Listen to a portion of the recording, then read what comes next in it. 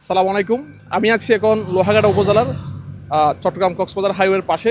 তো এখানে এই ভিডিও করার এই উদ্দেশ্য, ইদানিং অর্থাৎ ঈদের দিন থেকে শুরু করে আজকে 3 দিন পর্যন্ত 3টে অ্যাক্সিডেন্ট ঘটেছে লোহাগাড়া উপজেলার চুনতি নামক স্থানে।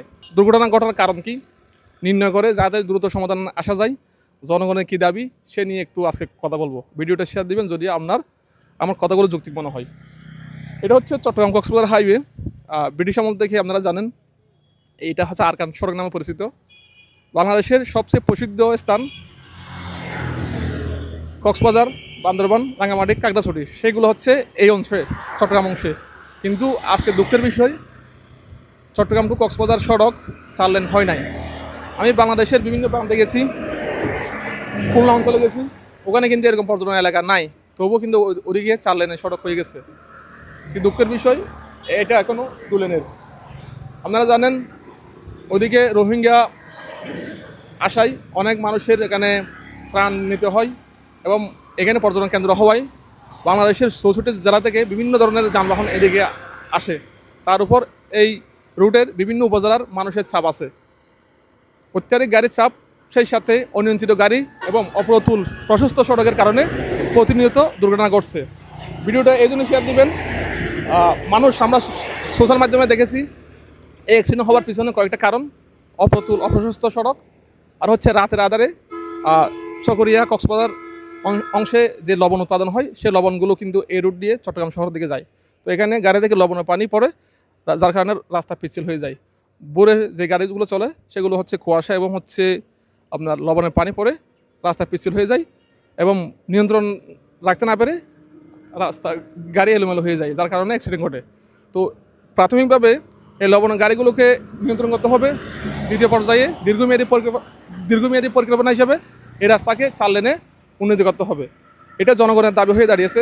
আপনারা জানেন প্রত্যেক মাসে প্রত্যেক দিন আর এই যে চট্টগ্রাম কক্সবাজার হাইওয়েতে কোনো না কোনোভাবে অ্যাক্সিডেন্ট হয়।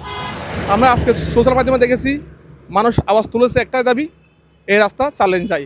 তো এই রাস্তা যদি 4 লেন, আমরা তো কাপড়ের মতো দোকানে টাকা নিয়ে যাব, এটা 4 লেন হয়ে যাবে তা তো না। সরকারের বিষয়, এটা অনেক সময় লাগবে, সেটা আমরা জানি।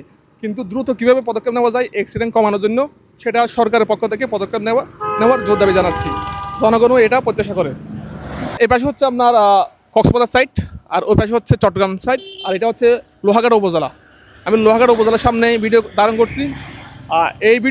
এই মেসেজগুলো যদি ভালো লাগে থাকে ভিডিওটা শেয়ার দিবেন, যাতে করে উপর মহলে এই বিষয়গুলো যায়। আওয়াজ তুলুন, এই রুটটা যাতে 4 লেন হয়। কারণ ওই যে অ্যাক্সিডেন্ট ঘটে, আমি না হয়, আমার প্রতিবেশী না হয়, অন্য মানুষ মারা যাচ্ছে, কিন্তু এর আমরা প্রতিকার চাই, এবং হচ্ছে যাতে সবাই সুস্থভাবে বাঁচতে পারে, সুস্থভাবে গন্তব্যে যেতে পারে, সেই নিশ্চয়তা চাই সরকারের পক্ষ থেকে।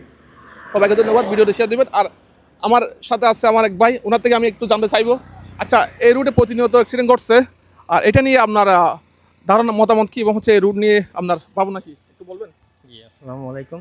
না, আমি যেহেতু আজকে সকালে আসলাম, দেখলাম যে আপনার সকালে একটা অ্যাক্সিডেন্ট হলো। তো এই যে ঈদের অনেকে যাত্রা ভাই বের হতে যায় মানুষ, হ্যাঁ, তো একটু যদি সেফলি যদি আমরা একটু এই যে এই গাড়িটা একটু দেখেন, তো একদম একদম খালি একটা রোডের মধ্যে সে এমনভাবে যাচ্ছে যে কাউকে সে অনেক সিএনজি মোটর, হ্যাঁ, ব্যাটারি চালিত গাড়ি, হ্যাঁ, এই যে বাইকটা যে অবস্থা করতেছে। এখন একটা সুস্থ মানুষ যে হোক, আমরা যেহেতু বাইরের থেকে আসি, আমরা অন্য জায়গায় যাই, হ্যাঁ, এটা আমরা মনে করি না যে এটা সেফ জোন, এটা, হ্যাঁ।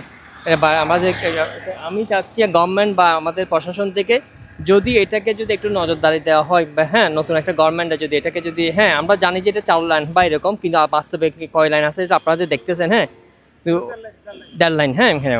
তো এটা যাই হোক, এটা আপনারা এই ভিডিও দেখে যদি একটু করে প্রশাসন বা কোনো একটা জায়গায় যদি কোনো জায়গায় এটা নজর হয়, বা এটা আপনারা একটু দায়িত্ব মনে করে যদি এটা, হ্যাঁ, প্রশাসনের কাছে বা অন্য জনের সাথে নিয়ে যান, তাহলে হয়তো, হ্যাঁ, তাহলে হয়তো আমাদের জন্য অনেক মানুষের উপকারিতা হয়।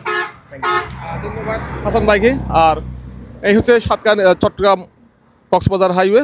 আর ভিডিওটা শেয়ার দেবেন যাতে করে এরকম অ্যাক্সিডেন্ট কেউ প্রাণ না হারায়। সবাইকে ধন্যবাদ। আর বড় বড় যেগুলো বাস আছে, বাস হচ্ছে আইনের আওতায় আনতে হবে, কারণ সবাইকে ক্যামেরার আওতায় আনলে, ড্যাশবোর্ড ক্যামেরা আওতায় আনলে আশা করি তাৎক্ষণিক যে সমাধান সেটা আমরা পেতে পারি। সবাইকে ধন্যবাদ।